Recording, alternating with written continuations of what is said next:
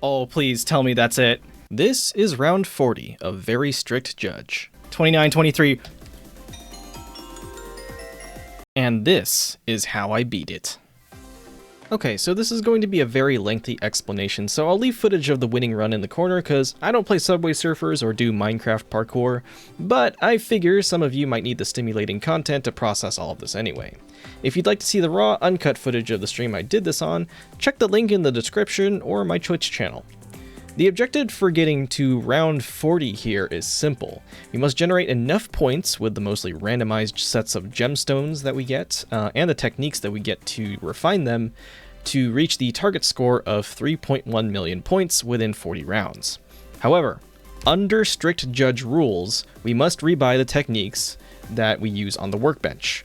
Because the cost of buying multiple techniques in one round increases somewhat rapidly, we need a plan to budget our 30 coins per round of income to avoid overpaying for the techniques that we need to win the game. For a round 40 run, a very specific early game route needs to be followed to take advantage of round 10's gem distribution.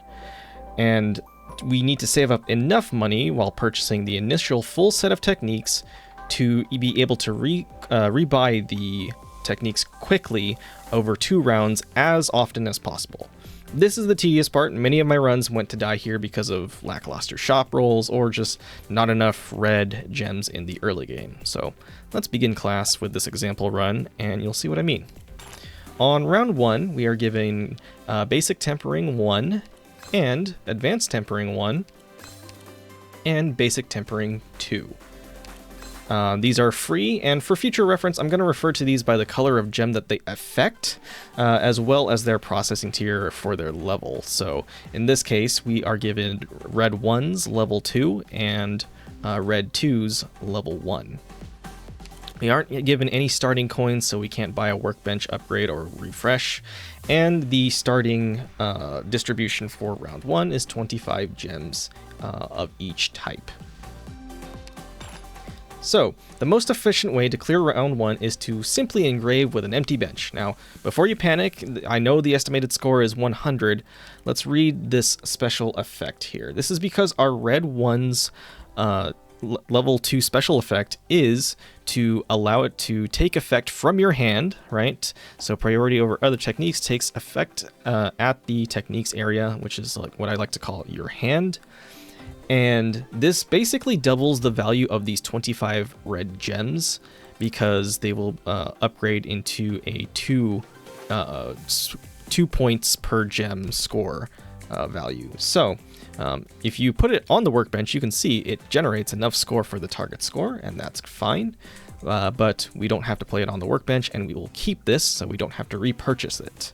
So we'll go ahead and engrave with an empty workbench, and we get our target score. On round 2, the gem distribution is now randomized. Gem distributions always add up to 100, which means 25 is the median number of gems for any given type per round, right? So for the early game, 25 or more red gems are needed on round 2 to be efficient enough for this strategy.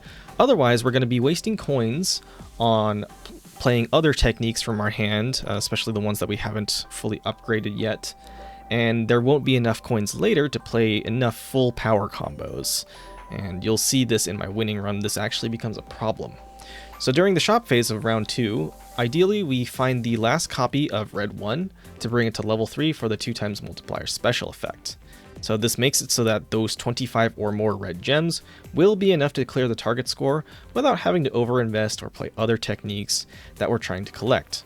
Now, assuming both conditions are true here, we can use our remaining money to expand the workbench and buy techniques for no more than 4 coins each. So I'm just going to refresh until I see another copy of this, or if we don't see it at all, I'll refresh or reset the run. Oh, there we go.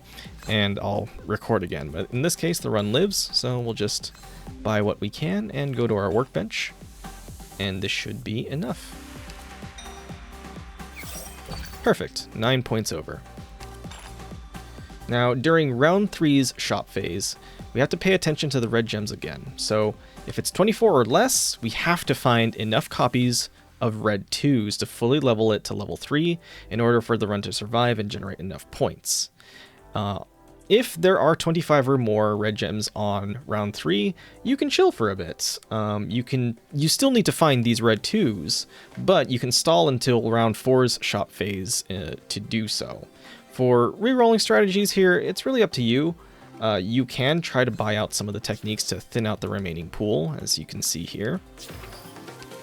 But we do have to be mindful of the cost inflation here, so I'm just not going to buy another technique here. And here we are, the red 2 that we're looking for. So we should be able to survive the round now.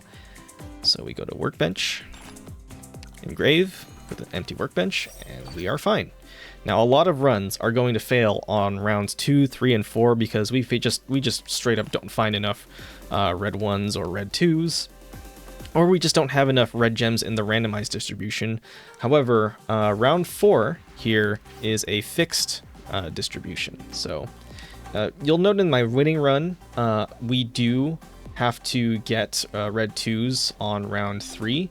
So we just barely managed to do that before running out of cash since I kind of overspent and get unlucky. But in this case, we also do that here, but we're a little bit better off in this case. So we are chilling for now. We have the red 2s fully upgraded on round 4. We'll go ahead and buy our workbench and expand it a little bit and just buy what we can. But we'll keep the cost below 5 coins in this case, though. We'll see why later.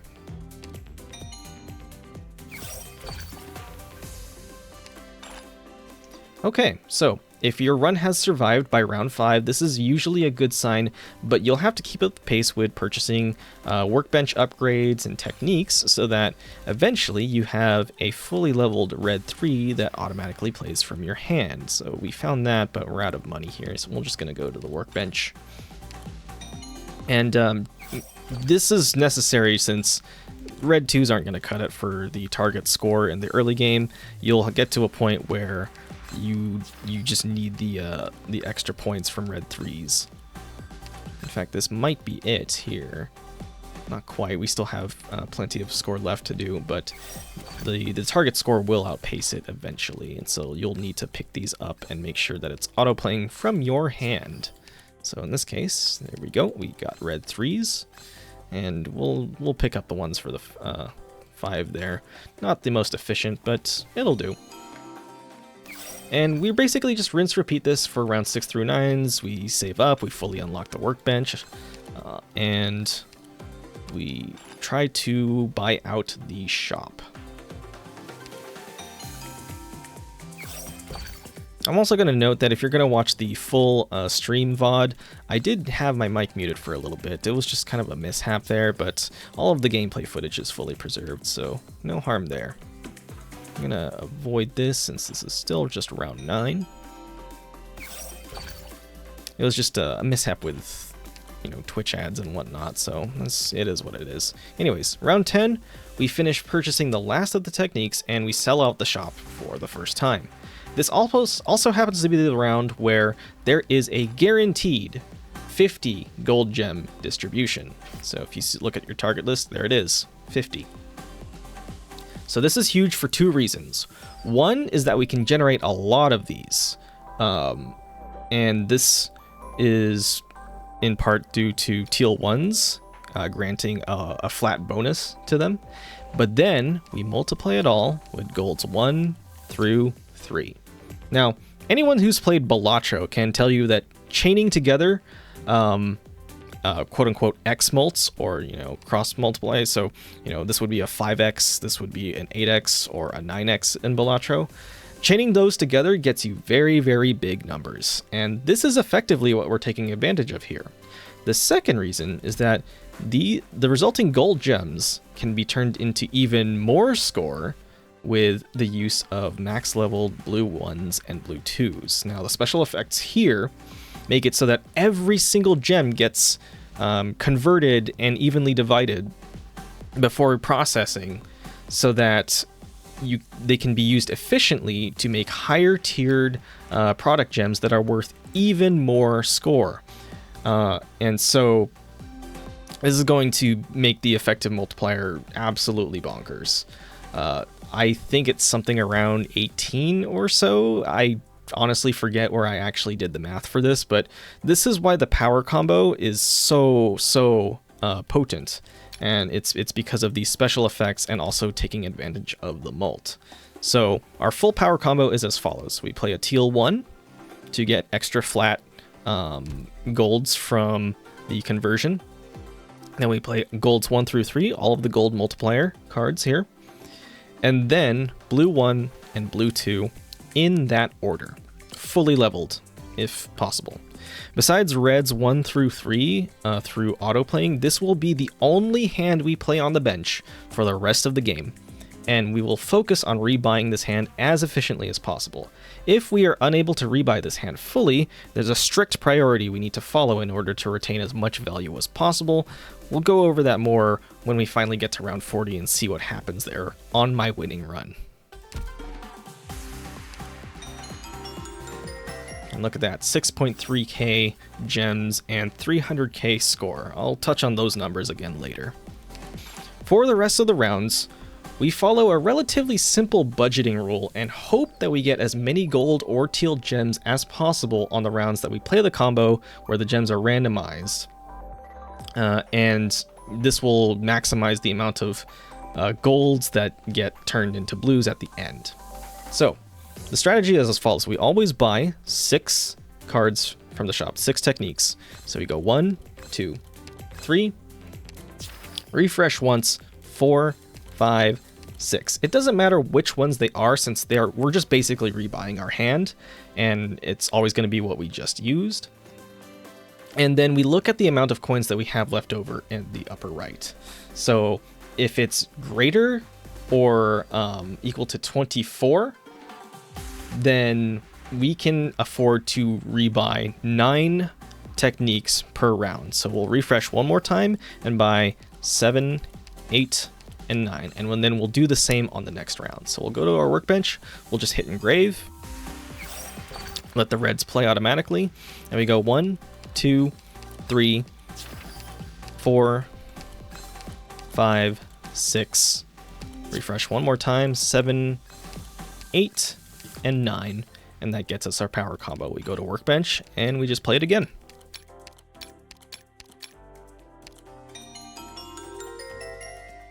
And then of course this is round 12, so we'll just hit enter endless mode and don't accidentally end the class. And then we'll repeat this process again. So 1, 2, 3, 4, 5, 6. We have plenty of money, so we're going to spend more. 7, 8, 9. Workbench and engrave. And then 1, 2, 3, 4, 5, and 6. Once more. 7, 8, and 9. We've saved up a lot of money from the early rounds, so we're able to get in those speed rounds here. So let's just say I just, skip that here, and we save even more money. Obviously, this is not the run that is winning. That's playing in the corner right now, but we will do that real quick.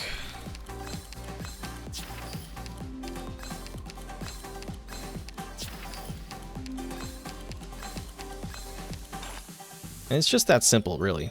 Now, there will come a time where we need to save money after quickly rebuying. I messed up just now because I just hit engrave without playing the full power combo. But if we were to start rebuying our cards here, we'd realize that, this isn't fully sustainable. We don't want to be having to rebuy, just taking it around to rebuy them and whatnot. We do want to be trying to play even more power combos in the meantime. So what do we do when we have less than 24 coins? Let's say this was, just the bank is busted. We stop at 6, and we basically only buy 6 per round each and every time. So we would just play an empty hand, buy 6, 1, 2, 3, 4, 5, and 6. Engrave again. And then this should leave us with exactly 6 cards remaining at the end. And that is our full hand once more. Now, if you're going to be watching raw footage of the clear, you'll also see me counting the number of teal and gold gems out loud. And sometimes this is just to keep pace and maybe reset the run if I'm not feeling like we're on pace. So if we've been getting below average unlucky distributions, especially with the golds, if they're below 25, we lose out on a lot of value. It's tempting to just reset the run early if we're just having terrible, terrible luck. Each and every power combo on average is expected to generate roughly 4,500 of these blue gems with the 2 triangles on them. And that's worth around 200,000 points, and anything above that is like banking towards a lead that we can kind of snowball into roughly 3 million at the start of round 40. Anything below that, we'll start to notice that we fall behind and it's not worth playing out the rest of the run. So, for example, I see here 25 and 19. We're kind of below average here, so we are below average on the teals, which means we don't lose out on much, but we lose out on some, and that's going to bring us slightly below here. Oh, wow, really below, 39.76. So we lose out on those potential gold gems there, and that really sucks. So we really want to make sure that we try to find runs with good gem distributions that hopefully don't take too much of major hits to those. Anyways, from here on out, it's just rinse and repeat. I'm not going to extend this example run. Instead, let's go ahead and rejoin the winning run right around round 38. Okay, so it's just after round 38, it's round 39, we're in the shop phase, and we just played our last power combo on round 38, but that's the last fully upgraded one that we'll ever get for the run. So on round 39, we're left with a decision. We need to figure out what we can buy and fast and what to prioritize. And, well, let's just let the live reaction do the talking for me. That's important. That's important. Take this one, take that one. Okay. Yes. This might be it. This might be it. We have that fully upgraded. We still have this. Oh, please tell me that's it. 29, 23. Yes! Yes! Oh my god, we did it! We did it! We did it! Oh my god! Yes! Round 40 is dead! After rewatching the magic moment, here's what I did correctly. I rebuy 6 techniques as usual and 2 more on top of that. I prioritize blue and gold. This is because the special effects of the blue techniques and the multipliers of the gold techniques are the most important multipliers of the combo. I play round 39 to reset the costs and notice that the point difference is about 100,000. I end up buying 9 techniques thanks to saving a little bit of money from not buying the 9th technique previously, which means the only upgrade missing from the power combo at the end of it all is Teal 1 level 3. I play the techniques, double check the order, and the rest is history. After 54 counted runs on stream, several hours of runs I didn't count also on stream, and many runs off camera, the end of Endless Mode was finally achieved. I could finally leave the Varjavandabad Museum with my head held high. If you're watching this near the time of upload, there's still a few more days to experience the mathematical possibility of a round 40 very strict judge run for yourself. If nothing else, hunting for these god runs is a great way to get your rewards levels, and if they bring back this minigame in the future for the rerun and archive versions, you'll have even more opportunities to try this at home. Thank you for watching, and if you enjoyed this, please let me know with a comment. They mean a lot to me these days, and I like to try and answer any questions I can too. Now, if you'll excuse me, I have to make my way back to the region of Sargon I'm most known for. Until next time, fellow doctors. There it is. There it is. My round counter now reads 40.